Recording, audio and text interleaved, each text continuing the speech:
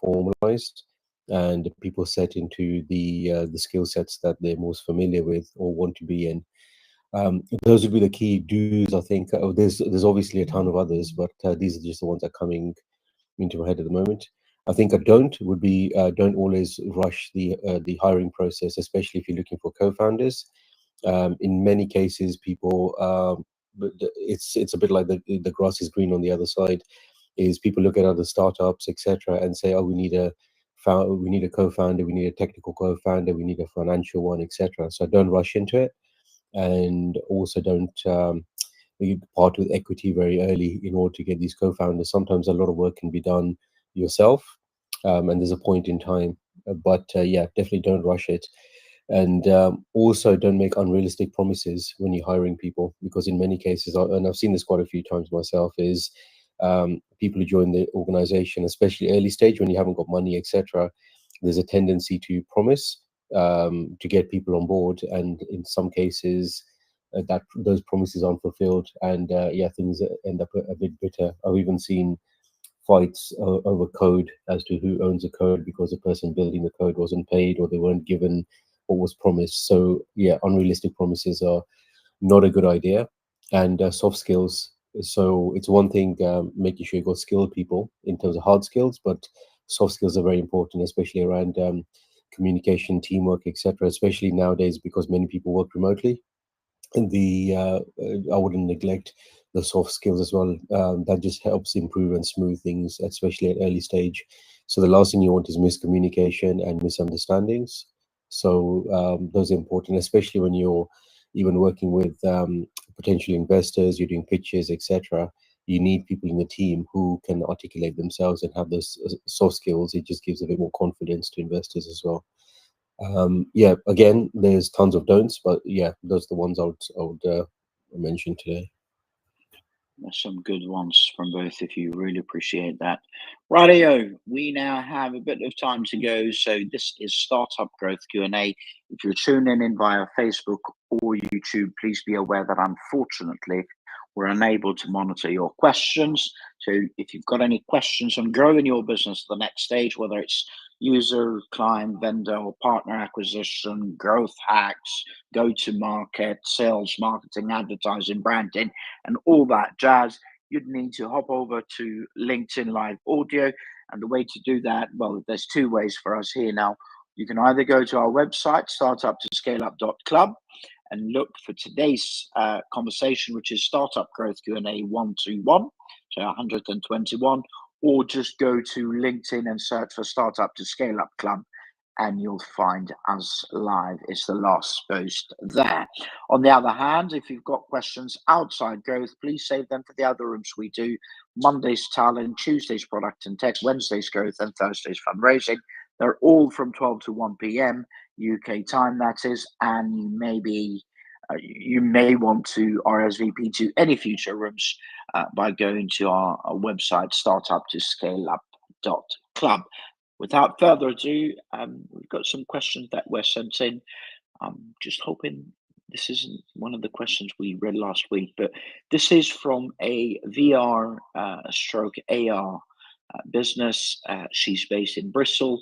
She's pre-seed, and she says we're building an AR app aimed at enhancing visitor experiences in museums and galleries. Now, the challenge we have is securing buy-in from museums that have tight budgets and are wary of new tech.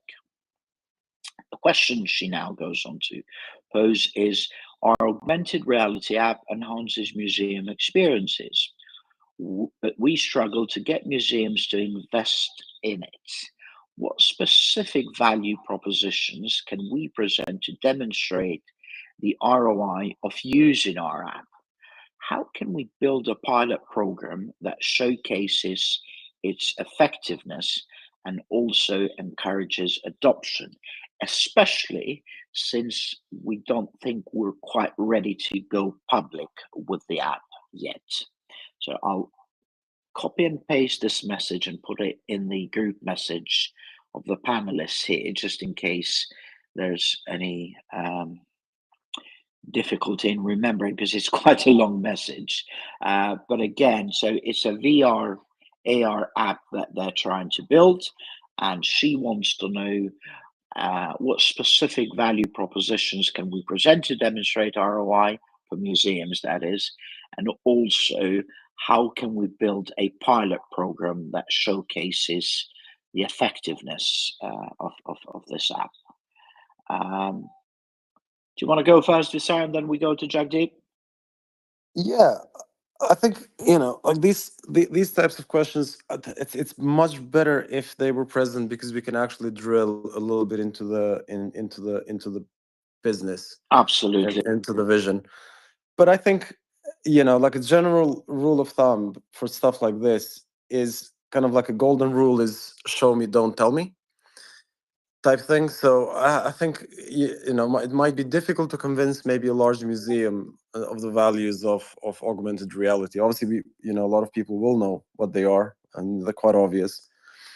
And the reasons why they would not adopt it. So I think a good way to probably start this, provided that if the tech is working, if there is some sort of a working model of it, could be to start small. I mean, at the end of the day, it doesn't even need to be a museum, as long as it demos the capabilities of AR, and then the rest can be, I suppose, presented. I mean, I would be interested to know if, when they speak to museums, what do they get as pushback? What are the reasons as to what, are they getting any feedback from people that might end up using this? And is it only limited to museums, galleries? Is there a different sort of application for it as well? Is it wider? Because, I guess the question is, are they investing in building a tech that is specific for museums and it's got specific features that would be applicable to museums? That's how it sounds on her question. That's how it sounds. Interesting. That it's aiming museums specifically. Yeah, I think it would be interesting to sort of find out as to what kind of feedback they had, because I would assume that if you build something that is so specific and such a niche, then I would assume that you would have done like quite a lot of research, and you would have spoken to a lot of people to sort of get to the vision and to the product, like sort of vision, and what it needs to be and what features it needs to have. So I would sort of say a good way to start is, again, like, just do that, find an opportunity, or go with maybe like a smaller museum, I guess, in this case, or maybe find a way to simulate it. But the point is, you just show it, as opposed to just, if the tech is already working. I guess, again, without drilling a little bit deeper into the business, it's a bit hard to sort of answer how you can convince museums to sign up to it without knowing their objections as well, I guess. That is true. And that's why I keep saying, please, if you do have any questions, I get it. Sometimes you can't be here live, or perhaps you might be one of the ones that is scared to actually show your hand before you go public. But again, you have nothing to fear, or worse, that I also know cases that send these questions because they think somebody's going to steal your idea. Well, guess what? The people that can steal your idea, they haven't got the time. And the ones that have got the time, they're not able to steal that. So you've only got yourself to help, or not help for that matter. Therefore, I would strongly advise you join us and ask the questions live. Yeah. Jagdeep, and sorry, go on. No, I'm just sort of thinking there's so many different tactics you can employ to do this, because, all you need is a phone, really. You can go to the museum for a meeting and you can actually show it, provided that there is a working, some sort of an MVP. You can actually pick up something and you can actually create a demo, and then you just go and show to them. And maybe you can get some reactions from people that are there. I don't know. There's like a bunch of tactics that you can kind of employ. But I guess before going into tactics again, it would be, what has been the feedback from the museums, and what are their objections, if there are any, or is it just radio silence? I don't know. But again, like, it's such a visual thing that I assume you can make it quite exciting in terms of pitching it. Indeed. Thank you very much for that, Visar. Jagdeep, any thoughts on that? Yeah, there's there's quite a few museums that already have quite a lot of AR apps. I think the National Museum I think, sorry, the National Gallery, I think in London has one. I think last time I checked, the Smithsonian also has an AR app as well, and these are working very well with phones. So I think in terms of the value proposition, there's probably worth looking at. One is increased engagement from your audience, which means you're going to attract people more towards displays, etc. Ultimately, people are going to through that engagement spend more money or attend more, and then you can offer various kind of merchandise, etc., and exhibitions, which I've seen as well.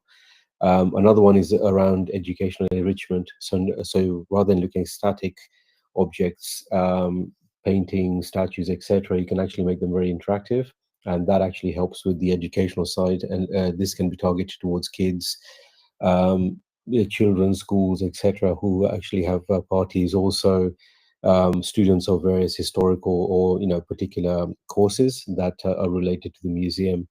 The good thing with AI is also it introduces a world of accessibility. So people who can't necessarily see something in person can actually access an AR app or a VR app, so they can actually have a virtual experience of a particular place. And that makes it very valuable as well. So it essentially means you can create your own virtual museum outside of the physical buildings and bricks and mortar. The other advantage of AR also is that you can personalize. So you can actually put your own tags, notes, etc. And this is very good for research. It gives you a next level of information other than the static one that you'd find probably, stapled or stuck next to an image or a statue. That detail and the depth means you can actually do your background research on various aspects about what museums hold. In some cases, especially the Victoria and Albert Museum, they have a reserve collection which is not open to the public, and you need to book to see some of the artifacts there. You can also link that reserve collection to what is actually publicly displayed. In other words, the rare artifacts that are not for public view can be viewed virtually. So that improves and enhances the museum's own inventory in terms of what is available. The other big thing about museums, again, is that in many cases people use audio tour guides, which are these tape recorders, etc., or recordings that people listen to while they walk around the museum. But with AR, you can actually bring that to another level in terms of storytelling. So it gives you the background about what's been seen, where the artifact came from, etc. And you might even be able to move into virtually seeing an artifact or an image in its native place. So those are kind of key ones that I would push into value propositions. Again, I would say do the research and see what AR VR apps are already being utilized by museums, and there are quite a few museums using them. And then pitch it. But I think the question would be also, are you looking at building a white labeled AR VR app, or is it specific to a museum or branded? So again, we don't know about that, but I think in terms of value proposition, there's tons out there. The reason I know all this is because I've been involved in a few AR VR apps. So these are kind of typical propositions that would be pitched towards customers or potential clients. Thanks. Here, thank you very much for that. And just before we go to Adna, my take on this. So based on your question, you say that you are building an AR app aimed at enhancing visitor experiences, so in museums and galleries. So I'm assuming what you're trying to build there is for people that are already, or when people actually go to a museum. And in my view, it comes down to you being able to prove one or a mixture of three things. Number one, that museums will make more money. Number two, that museums will make the experience of these people better and easier for the staff to manage, and perhaps push them to either get another ticket for next time, or perhaps buy from the gift shop, or whatever that may be. And number three, again, which is sort of related to number two in terms of that management of the experience, and that could be perhaps helping visitors with certain needs, that have special needs that otherwise they wouldn't be able to experience this. Basically, that put the museum in a good light. That is all you need to prove in terms of that value proposition. As Jagdeep rightly mentioned, there are quite a few out there, and I've seen some museums that have incorporated and sort of paid for products that were built by somebody else. Then there's also museums that got people to build them for them specifically, and also those that actually built it in-house. So there is stuff out there. It may not be as common as you may like it to be, but it is happening. So I guess in terms of that value proposition, you need to look at who's done things well out there and what is your value, as in what you personally are doing better than what's out there. If you can't come up with that, then unfortunately you haven't got much to stand on, even if it's price. Normally I say that's the last thing you should look at and use as a value proposition. But even if it is price, even if it's something you can provide just as well as any other company in the market, but you can do it cheaper, that is fine too. So just find that. And again, unfortunately, without having you here to go into detail as to what pushback you're getting, it's not very easy for us to help. But please do feel free to join us next Wednesday. We've got quite a few people on stage in terms of growth experts, and we'd be more than happy to pick on this. Right here, quick reset of the room before we go to Adnan. And this is Startup Growth Q&A. It's our 121st session. We've been doing these for just over 3 years now, where we've had over 260,000 people that have joined us. We've moved from Clubhouse to LinkedIn, and we need all the help we can get to spread the word that we're on LinkedIn Live Audio now. So if you're finding any value, please feel free to share this.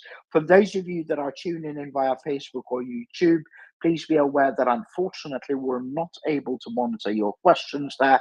Therefore, if you do want to ask us anything, you'll need to join us here on LinkedIn Live Audio. You can do that by going to our website, startuptoscaleup.club, or you can just come onto LinkedIn and then search for Startup to Scale Up Club. And the last post there, you'll find the live session we're on now. And if your questions are not on growth, about growing your business to the next stage, then please save them for the other rooms we do. To give you an idea, we run 4 per week: Mondays talent, Tuesdays product and tech, Wednesdays growth, and Thursdays fundraising. And they're all from 12 to 1 p.m. UK time, that is. And you can RSVP to any future sessions via our website. Now, Adnan, please introduce yourself and fire away with your question.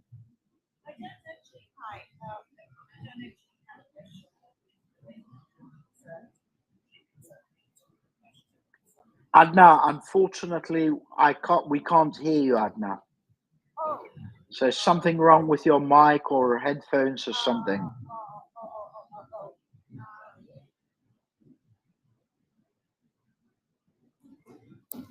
Sorry, can you hear me now? Now we can, at last. Okay, sorry, there's something wrong with my mic. Sorry, I actually wanted to contribute something to the previous question that someone else asked. I didn't have a question myself. Fair enough, go ahead. Yeah, well, most of it has already been answered and really nice. I mean, Jagdeep had so many lovely, value added things to add value to.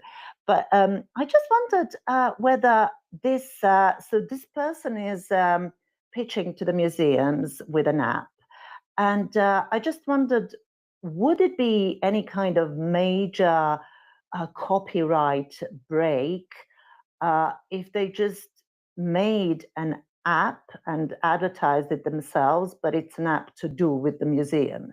So the people, I mean, wouldn't it work well for everyone to just go independent with the app?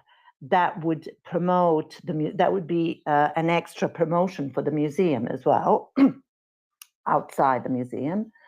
The people could just pick up the app and go into the museum with an app that someone else is providing. Does it have to be the museum? But it was just, I just had that thought, I just wanted to share it. I see. Well, based on how she framed the question, it sounds to me that she's trying to have an app that will enhance the experience when you and I go to the museum rather than the other way around. That's one. Yeah, I get it. And number two, in terms of that kind of copyright, I don't think you and I or whoever is building an app can just go and take things without getting the agreement of the museum. Does that make sense? So how do you mean take things? As in use them in a VR or AR reality. As in like paintings, pictures. Exactly. So you have you have to have permission to showcase those in another setting, especially if it's for commercial reasons. Right. Okay. Well, yeah. Okay, fine. Since I'm here, my name's 𝗦𝗫. I run the business of acting workshops, or rather the workshops which use acting to improve personal growth, I think is a better way of putting it. In fact, I run both.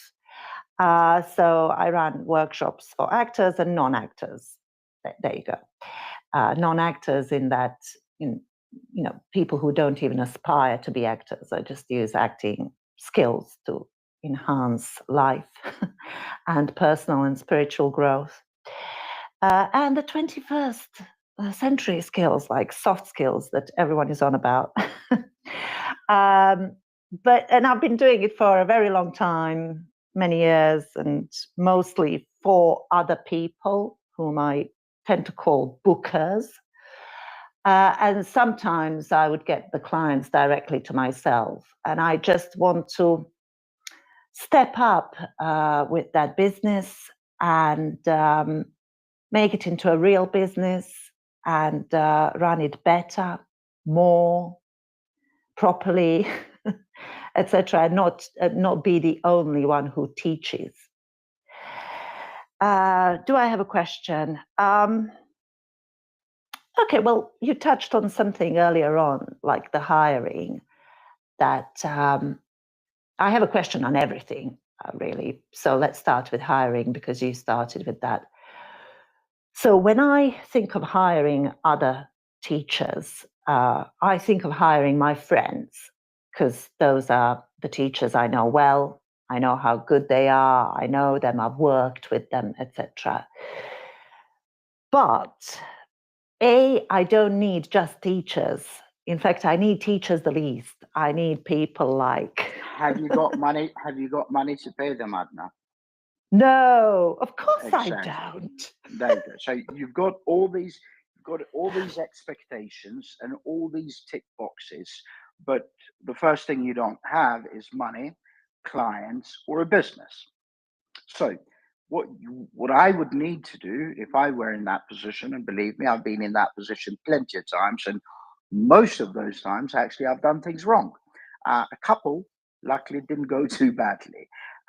But what I would do, and I'll pass it on to the chaps here, first and foremost, I would go back to what you said. So you said you do two things. One, you train actors, and also with those skills, you also train other people for personal growth. What I would do, I would stick to one. I would start with one that you think, one, you can do better and add more value than the others. And number two, that it's easier for you to make money from that. You try that one, see how that works. If it works well, then that's brilliant. Then you can build another thing on top of it. If it doesn't work well, then you scrap it and you pivot and you start something else. That's number one. So basically, you've got to focus on that. And I'm going to try and be very quick here, because one, you went on for about 10 minutes with a question that wasn't even a question yet. And I can see that others want to ask as well. Plus, I also want to let my experts talk. But there's something I call 𝗦𝘁. N stands for need. You've got to think, what is the problem that you're solving? What is the need that you're fulfilling? W stands for want. You've got to think, who's going to want this? You've got to be extremely niche about this customer persona, as they call it. I stands for innovation. What is the innovation that you're bringing to the fore? D stands for disruption. who are you going to disrupt out there? Literally, who are you going to steal clients from? That's what you need to think about. And S stands for scalability. How can you grow this? And here goes back to that hiring bit. What is it that you have to take this business to the next stage? And what is it that you need in terms of other people? And you've got to be realistic there. One, you've got to go for people that actually complement what you lack, not find your carbon copycats or your mates. And two, you've got to be realistic. Are you able to get those people? If not, then you just need to do things to go to the next stage. But another thing, and I've made this mistake myself plenty of times, another thing that unfortunately I see plenty of people doing is they start a business when they actually need a job. And that is a recipe for disaster. Jagdeep, Visar, let's go with Jagdeep. Any thoughts on Adna's point here? And then we'll go to Visar. Yeah, not much more to add. I think you've covered quite a lot there. So yeah, I think definitely you've been very comprehensive in your answer. Thank you. Sorry, I know I hijacked the stage. No, Visar? that's fine. That's fine. Cool. So, Adna, you said that you do this at the moment. Yeah. Okay, so you've got customers. Yeah. Okay, I think, did you know what's interesting? Again, it's kind of like you mentioned something which is really important, and Jagdeep mentioned it as well. You know, it's how you pitch this, what kind of value, how you pitch this as a value proposition. And I think the soft skills bit is incredibly important. And using acting to get ahead in life. I think that's kind of like the angle that is incredibly interesting and could be. So if it's pitched in a way that it solves a particular problem or a particular set of problems, and then acting, all it is just a tool to achieve it. But you focus on the problems. So when you pitch this to me, you sort of say that, hey, I know that you're incredibly, for example, I could be very good in terms of hard skills. I can do really good at my job, but I suck at presenting. I've got a fear of public speaking or God knows what. Then you pitch this to me as you can get ahead by learning these really crucial soft skills and by getting better at talking, by getting better at acting, sort of does all that kind of carry on. So you kind of flip it slightly in terms of how you talk about it and how you pitch it. I think that's a good way. It's again like it's a general kind of a rule of the thumb. And in terms of turning this into a business, I guess you have to ask yourself, are you the business person or are you the creative person in this mix? You got to know your blind spots, and then you need to go and find a co-founder or hire someone to sort of cover that blind spot. If you're the creative person, hire a good business person. If you're a good business person, get a good creative person. And then kind of like off you go. But I do think that especially in the age of AI, and I talk a lot about it with people, just the importance of soft skills in general, in academia, in education, in grassroots, in early stage education, at work, and all. So I think you're onto something. So good luck. Hopefully you can turn it into a business. Thank you so much. Thank you. Thank you all. Thank you very much for coming up, Adna, and best of luck with your business. And would love to hear on your progress. So please do feel free to join us again. Rightio, we now have Paulina. Paulina, you asked a question in the chat about managing that raise and also building. But if you'd like to introduce yourself and ask the question here live, would love to hear. Hi everyone, my name is Paulina. I'm a founder of a climate prop tech startup. We do an AI-powered sustainability consulting for real estate platform to basically democratize it for developers, for smaller developers, and also create a solution that really cuts costs for any type of developments in sustainability consulting, so completely substituting the role at the design team. And currently we are raising a small round and like continuing developing an MVP at the same time. And I understand that like as a CEO, it gets to the point when it's stretching myself between fundraising and building. And the question is how to decide where to prioritize when you're quite early stage. That is a very good question, Paulina, and thank you very much for that. And actually, if you have a chance to join us either tomorrow or any of the future Thursdays when we have a few investors on the panel, I think that would be great, but we'll try and give you our 2 pence now. Personally, I know it's easier said than done because, you know, in order to build, often you need the money. But my advice would be that your number one job as a founder is to build, and then build some more. Just find ways, whatever those ways may be, find ways to do it. Because it's as simple as, if you go to an investor, you need something to show to them, right? And if you haven't built this, unless you are, you know, the likes of 𝗦𝘁, who's already got a successful exit, then it's easier, right? Or other founders who've had multiple successful exits, then it's easier to raise on the back of a napkin, as they say.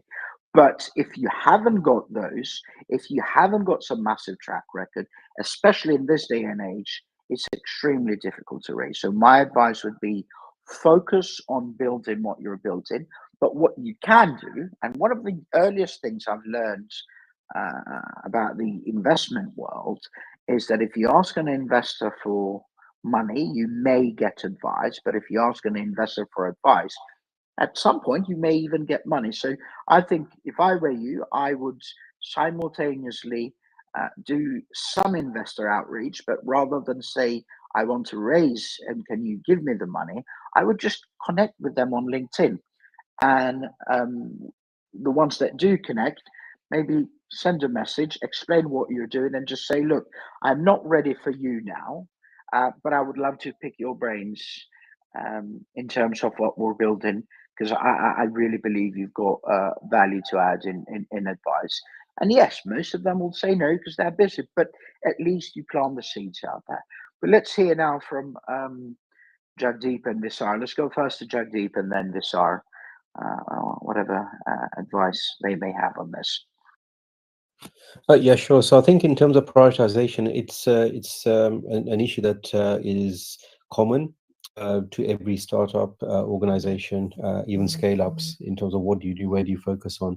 The best thing to do is actually look at where you're going to get the most value. But to Anton's point, once you've identified the need, the users, the market, you understand your competitors, assuming that you've narrowed down what MVP is, that would be your focus in terms of making sure that happens.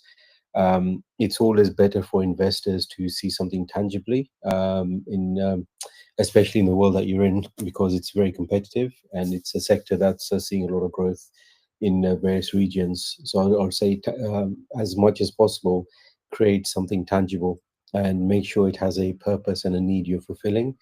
And that's kind of where your product strategy comes into it, and your product development. In terms of how you build it, I'm assuming that you're either building it locally, or you've got your own team, or you've outsourced it. Either way, I think the idea is to get something out.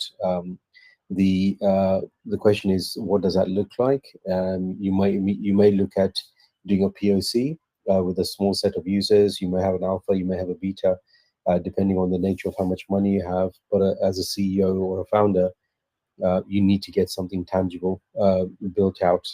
And then on the back of that, and that's where your success lies in terms of saying, okay, we need money for X, etc. Investors are always happier seeing that you've done the effort and you put something, and you haven't just done something in theory.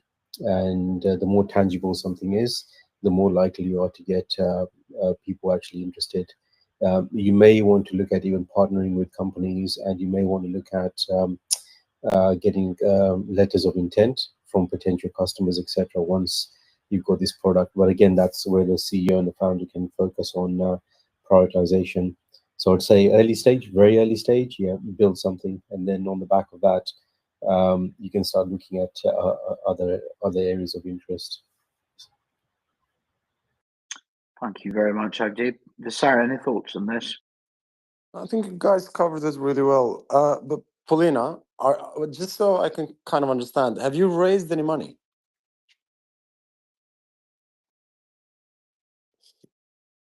Hello? Okay, so... We can't hear you, Paulina. I think might be some glitches with you. Yeah, go on. Yeah, I think there is. I didn't hear your question because LinkedIn stopped for a second. No Can you problem. please repeat? Yeah, sure. Have you raised any money? We're in the process of securing the first 15K at the moment, which will give us a good runway to start looking for not investors but clients. And we're speaking to a few developers within the industry now to kind of co-pilot with them, so they would pay us for sustainability consulting rather as an investors, and we'll continue building the tool. But it's still a process that kind of takes time, and like although we have like soft commitment for a 15K, it's still kind of not fixed, and we're in the process. And I feel like once it's there, like I will relax a bit. Okay. But still, it's more of kind of until it's secured, approaching different people and building relationships. As Anton said, like I'm trying not to say like, "Oh, give me money now," but asking for advice and asking who would be like a best investor at the moment, because a lot of angels, they invest in later stage, or just asking kind of a generic advice.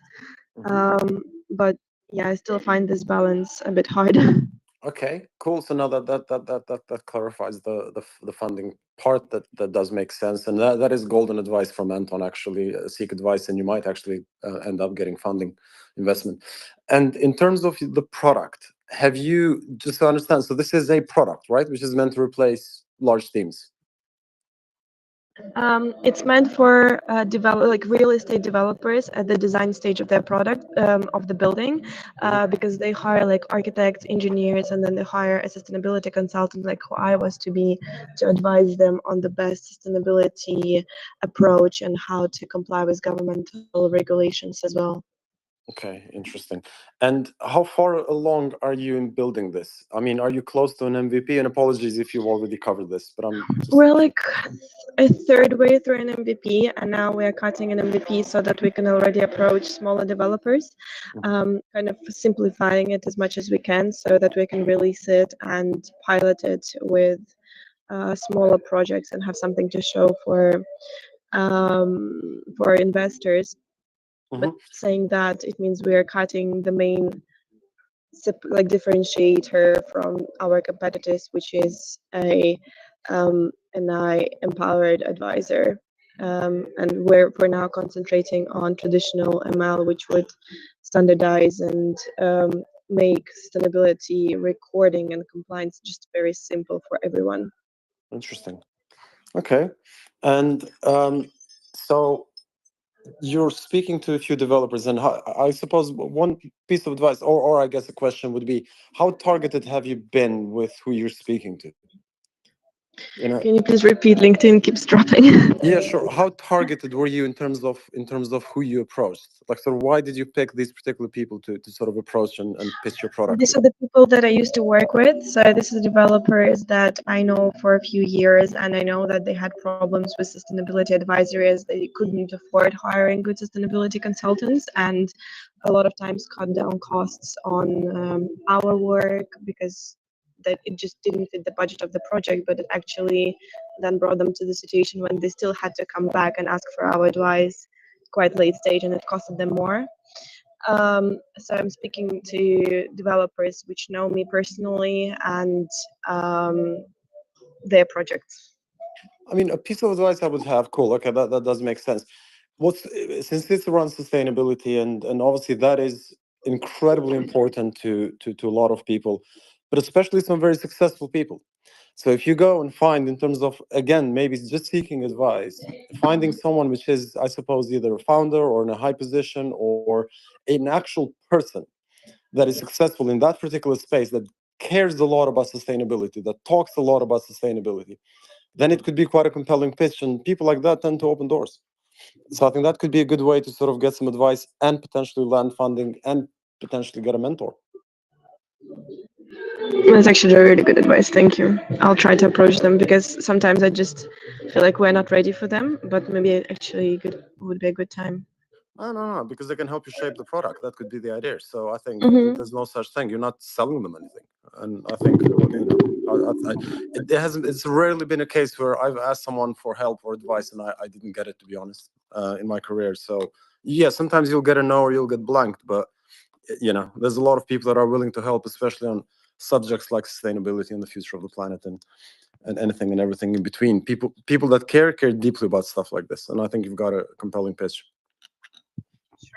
Thank you very much. Good luck. Welcome. And Paulina, 2 more bits of advice, if I may. Number one, and I've seen this work well, and I've also been part of this myself, whereby you reach out to I'm sorry, I had to mute you because it was creating an echo. You reach out to people that would be your ideal customer. Personally, I would go for somebody who actually has a very large pool of your potential customers. I don't know, just for argument's sake, a architect firm, or perhaps a firm that actually sells equipment or whatever it may be to those early stage developers, or perhaps an estate agent who's got a lot of developers as clients. So I hope you can understand the gist where I'm coming from. What I would do, I would reach out to people like that and say, this is what we're building. I'm not selling you anything. I'm not asking for any investment, but I'd love to pick your brains on this product and what your idea is in terms of getting it right.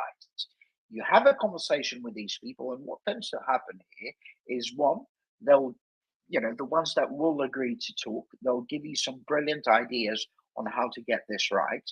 And two, you've already established a relationship.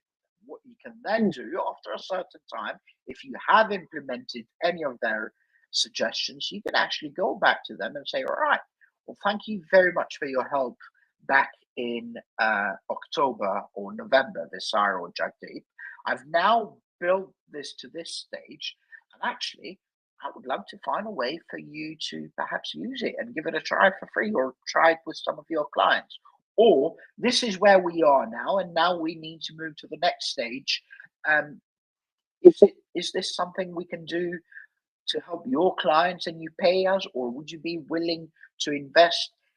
Basically, this second conversation then is no longer a cold call or a cold sales call, but you've already established a relationship. That's number one. The second part that I've seen also work well is reach out to people who are in similar businesses or have exited similar businesses, and you say, I'm working on this. I would love to pick your brains and see what your advice is. You have a conversation with them, and if you see that that relationship is going well, then you say, how about joining us as an advisor? And for that, you're not in a position to pay them, I'm guessing, but you can give them a share of your equity. And remember remember two things. Number one, unless you're getting, I don't know, Richard Branson, nobody should get more than about 0.5% of your equity. And number two, whoever you end up doing that with, make sure you include a vested cliff or cliff invest, however you want to put it. What that means is, let's say you go to Jagdeep and 𝗏, they agree to become advisors, and they have to work for at least 1 year as advisors with you to merit any equity. And number two, every year for 4 years, they will take 25% of that agreed equity. So that way you don't end up with somebody that's come and helped you for a week and then they left with your equity. But one thing to remember for you as a founder is that it's fine to get an advisor, but you can't be bothering them every day with messages at all sorts of times. But you've got to think, if I'm bringing somebody as an advisor, the maximum you can get from them is maybe about half a day per month, if you're lucky. So that's what I would do to try and drive this along if I were you. I hope you found that helpful, Paulina.